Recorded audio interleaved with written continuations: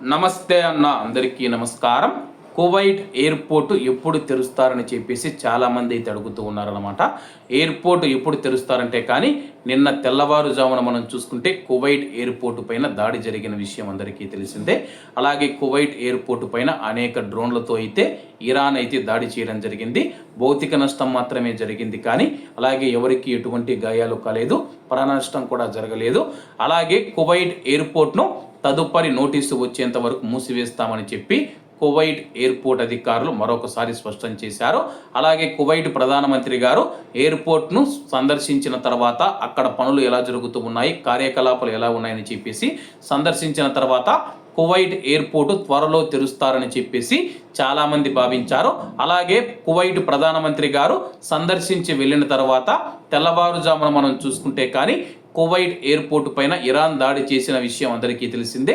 దీన్ని దృష్టిలో ఉంచుకొని ప్రయాణికుల రక్షణ, భద్రత, వారి యొక్క ప్రాణాలను దృష్టిలో ఉంచుకొని కువైట్ ఎయిర్పోర్ట్ను తదుపరి నోటీసు వచ్చేంత వరకు మూసివేస్తూ ఉన్నామని చెప్పేసి, దీంతో కువైట్ ఎయిర్పోర్టు ఇప్పట్లో ఓపెన్ చేసే అవకాశం లేదు.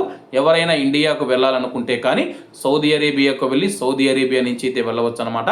అలాగే ప్రస్తుతం మనం చూసుకుంటే కానీ సౌదీ అరేబియాకు వీసా తీసుకొని మనం ఇండియాకు వెళ్ళాలంటే కానీ 300 నుంచి 400 దినార్ల వరకు ఖర్చు వస్తూ ఉంది. అలాగే ఈ ఖర్చులతో మాకు ఎటువంటి సంబంధం లేదని చెప్పేసి ఎంబసీ ప్రకటించినట్లు స్థానిక మీడియా పేర్కొంది. ఎవరైతే వెళుతూ ఉన్నారో వాళ్ళే పర్సనల్గా ఖర్చులు పెట్టుకుని వెళ్ళాలని చెప్పేసి భారత ప్రభుత్వం ఉచితంగా విమానాలు నడపడం లేదని చెప్పేసి అధికారులు తెలుపుతూ ఉన్నారు. ఒకవేళ ఉచితంగా విమానాలు నడిపితే కానీ అప్పుడు అందరినీ ఉచితంగా ఇండియాకు తరలించే అవకాశం ఉంది.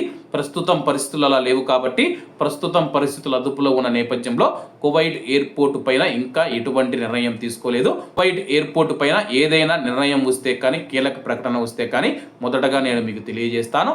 కాబట్టి అందరూ బాగుండాలి, అందులో మనం ఉండాలి. అందరికీ నమస్తే అన్న, జై హింద్.